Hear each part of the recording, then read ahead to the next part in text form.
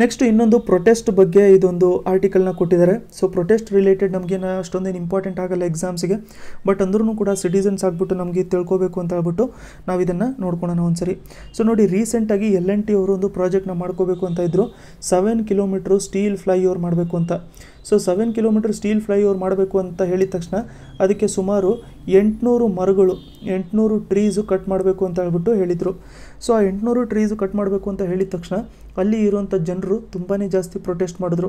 So at last ಆ protest ಮಾಡಿದ್ರಿಂದ ಏನಾಗೋಯಿತು ಅಂತಂದರೆ ಅದನ್ನು ಸ್ಟಾಪು ಕೂಡ ಮಾಡಿಕೊಂಡ್ರು.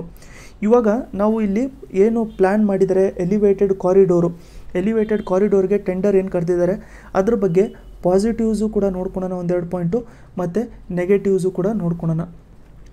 ಸೊ ಅದ್ರ ಬಗ್ಗೆ ಪಾಸಿಟಿವ್ಸ್ನ ನೋಡ್ಕೋಬೇಕು ಅಂತಂದರೆ ಏನು, ಸೊ ಅದು ಪಾಸಿಟಿವ್ ಎಷ್ಟೇ ಇರಲಿ, ನೆಗೆಟಿವ್ಸ್ ಎಷ್ಟೇ ಇರಲಿ, ನಾವು ಇದರಲ್ಲಿ ಏನು ವ್ಯೂ ತೊಗೋಬೇಕು ಅಂತಂದರೆ ನೆಗೆಟಿವ್ ವ್ಯೂವೇ ತೊಗೋಬೇಕಾಗತ್ತೆ. ಯಾಕೆ ಅಂತ ಹೇಳ್ಬಿಟ್ಟು ನಾನು ಲಾಸ್ಟಲ್ಲಿ ಹೇಳಿರ್ತೀನಿ. ಫಸ್ಟ್ ಆಫ್ ಆಲ್ ಪಾಸಿಟಿವ್ಸ್ನ ನಾವು ನೋಡ್ಕೋಬೇಕು ಅಂತಂದರೆ ಬೆಂಗಳೂರಲ್ಲಿ ನೋಡಿ ಕಂಜೆಷನ್ ತುಂಬ ಜಾಸ್ತಿ ಇದೆ. ಕಂಜೆಷನ್ ಅಂತಂದರೆ ಏನು, so bumper to bumper traffic ಅಂತ ನಾವೇನು ಕರಿತೀವಿ ಅದು ಬೆಂಗಳೂರಲ್ಲಿ ತುಂಬ ಜಾಸ್ತಿ ಇದೆ. ಸೊ ಕಂಜೆಷನ್ ತುಂಬ ಜಾಸ್ತಿ ಇದೆ, ಪಾಪ್ಯುಲೇಷನಿನ ಡೆನ್ಸಿಟಿ ತುಂಬ ಜಾಸ್ತಿ ಇದೆ, ಅದ್ರ ಜೊತೆಗೆ ಪೊಲ್ಯೂಷನ್ ಲೆವೆಲು ಕೂಡ ತುಂಬ ಜಾಸ್ತಿ ಆಗ್ತದೆ. ಯಾವ ಥರ ಅಂತ ಹೇಳಿದ್ರೆ ಎಕ್ಸಾಂಪಲು ಇದನ್ನು ನಾವು ಬೆಂಗಳೂರು ಅಂತ ಹೇಳ್ಬಿಟ್ಟು ಅಂದ್ಕೊಳ್ಳೋಣ. ಸೊ ಬೆಂಗಳೂರು ಇದು ನಾರ್ತು, ಸೌತು, ಈಸ್ಟು, ವೆಸ್ಟು, ಆಯಿತಾ.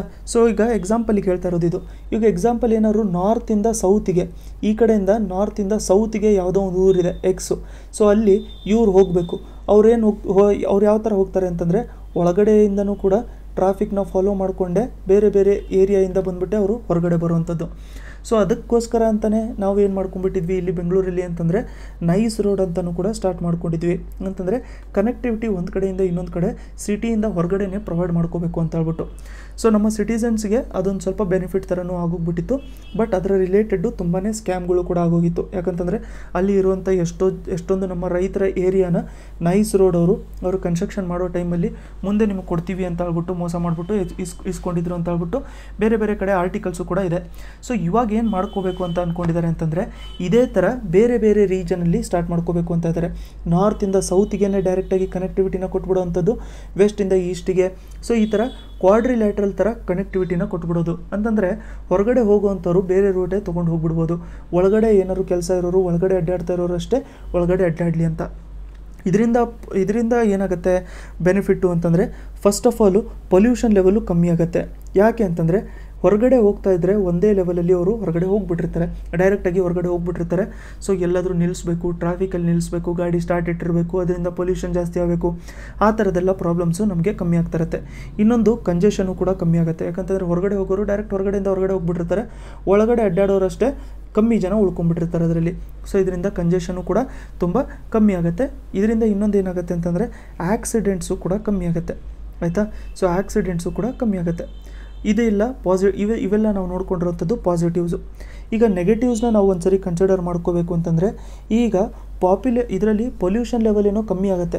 ಬಟ್ ಈ ಪೊಲ್ಯೂಷನ್ ಲೆವೆಲು ಕಮ್ಮಿ ಆಗುತ್ತೆ ಲಾಂಗ್ ಟರ್ಮಲ್ಲಿ ಅಂತ ಹೇಳ್ಬಿಟ್ಟು ಇವಾಗ ನಾವು ಟ್ರೀಸ್ನ ಕಟ್ ಮಾಡೋಕ್ಕಾಗಲ್ಲ. ಸೊ ತುಂಬಾ ನೆಗೆಟಿವ್ ಆಗುತ್ತದು.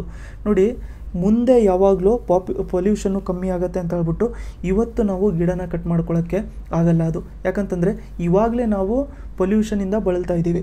ಸೊ ಫಸ್ಟು ಇವಾಗಿರುವಂಥದ್ದು ನಾವು ಏನು ರಿಕ್ವೈರ್ಮೆಂಟ್ ಇದೆ ಅದನ್ನು ನೋಡ್ಕೊಂಡಿರಬೇಕು, ನಾವು ಟ್ರೀಸ್ನ ಕಟ್ ಮಾಡ್ಕೊತೀವಿ ಅಂತ.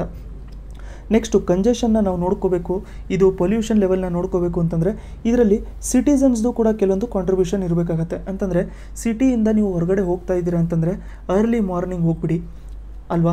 ಯಾಕಂತಂದರೆ ಬರೀ ಗೌರ್ಮೆಂಟೇ ಎಲ್ಲ ಸ್ಟೆಪ್ಸ್ ತೊಗೋಬೇಕು ಅಂತಂದರೆ ಆಗಲ್ಲ, ಸಿಟಿಸನ್ಸು ಕೂಡ ಪಾರ್ಟಿಸಿಪೇಟ್ ಮಾಡ್ಕೋಬೇಕು.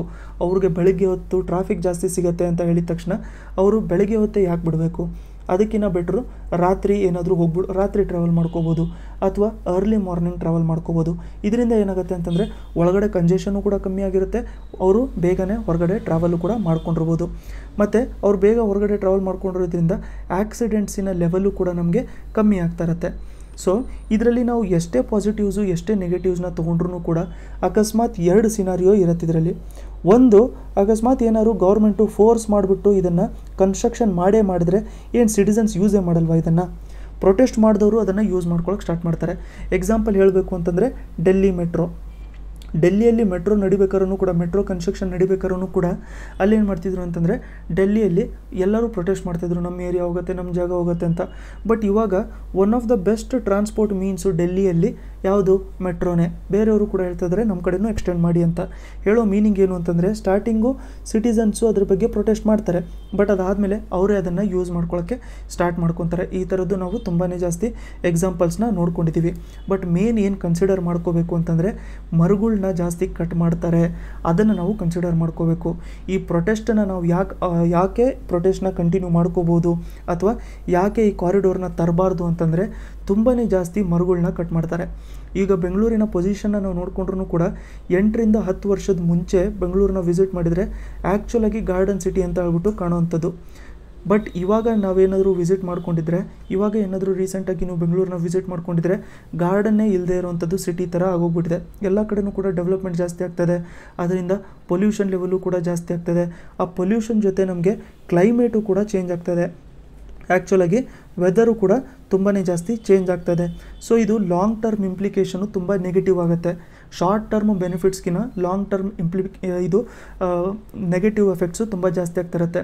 ಅದಲ್ಲದೆ ಒಳಗಡೆ ಅಡ್ಡಾಡೋದ್ರಿಂದ ಕಂಜೆಷನು ಅಂತಂದರೆ, ಇನ್ನೂ ಸ್ವಲ್ಪ ದಿನದಲ್ಲಿ ನಾವು ನಿನ್ನೆ ಡಿಸ್ಕಸ್ ಮಾಡ್ಕೊಂಡಿರೋಂಗೂ ಕೂಡ ಸುಮಾರು 1500 ಎಲೆಕ್ಟ್ರಿಕ್ ಬಸ್ಸಸ್ಸು ಕೂಡ ಬರ್ತಾಯಿದೆ. ಈಗ ಬೆಂಗಳೂರಲ್ಲಿ BBMP ಇದ್ರ ಬಗ್ಗೆ ಮಾತಾಡ್ಕೊಂಡಿದೆ. ಇವಾಗಲೇ BMTC ಅವರು ಕೂಡ ಇದ್ರ ಬಗ್ಗೆ ಮಾತಾಡ್ಕೊಂಡಿದ್ದಾರೆ.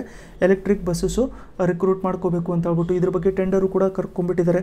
ಅದ್ರ ಜೊತೆಗೇ ಬೆಸ್ಕಾಮ್ ಮತ್ತು ಬೇರೆ ಟ್ರಾನ್ಸ್ಪೋರ್ಟ್ ಯೂನಿಟ್ಸು ಅವ್ರೇನು ಮಾಡ್ತಾಯಿದ್ದಾರೆ ಅಂತಂದರೆ, ಎಲೆಕ್ಟ್ರಿಕ್ ವೆಹಿಕಲ್ಸ್ಗೋಸ್ಕರ ಚಾರ್ಜಿಂಗ್ ಯೂನಿಟ್ಸು ಕೂಡ ಸ್ಟಾರ್ಟ್ ಮಾಡ್ಕೊತಾ ಇದ್ದಾರೆ. ಸೊ ಇದು ನಾವು ಸ್ಟೇಟ್ ಮೇಲೆ ಪ್ರೊಟೆಸ್ಟ್ ಮಾಡೋದ್ರ ಜೊತೆಗೇ ನಾವು ಕೂಡ ಸಿಟಿಸನ್ಸ್ ಆಗಿ ಕೆಲವೊಂದು ಕಾಂಟ್ರಿಬ್ಯೂಷನ್ ಮಾಡ್ಕೋಬೇಕಾಗಿರುತ್ತೆ. ಆವಾಗ ಇದು ಎಲ್ಲದೂ ಕೂಡ ನೀಟಾಗಿ ಪ್ರೊಟೆಕ್ಟ್ ಆಗ್ತಾ ಇರುತ್ತೆ. ಬರೀ ಇದೇ ಥರ ಸ್ಟೇಟ್ ಅಗೇನ್ಸ್ಟು ಅಥವಾ ಗೌರ್ಮೆಂಟ್ ಅಗೇನ್ಸ್ಟು ನಾವು ಪ್ರೊಟೆಸ್ಟ್ ಮಾಡ್ತಾಯಿದ್ದು ನಾವೇನು ಸ್ಟೆಪ್ಸ್ ತೊಗೊಳ್ಳಿಲ್ಲ ಅಂತಂದರೆ ಲಾಂಗ್ ಟರ್ಮಲ್ಲಿ ಇದು ನೆಗೆಟಿವ್ ಆಗೇ ಇರುತ್ತೆ. ಬಟ್ ಸದ್ಯಕ್ಕೆ ಈ ಕಾರಿಡೋರ್ನ ಮಾಡಬಾರ್ದು ಅಂತ ಹೇಳ್ಬಿಟ್ಟು ನಾವು ಕನ್ಕ್ಲೂಡ್ ಮಾಡ್ಕೋಬೋದು.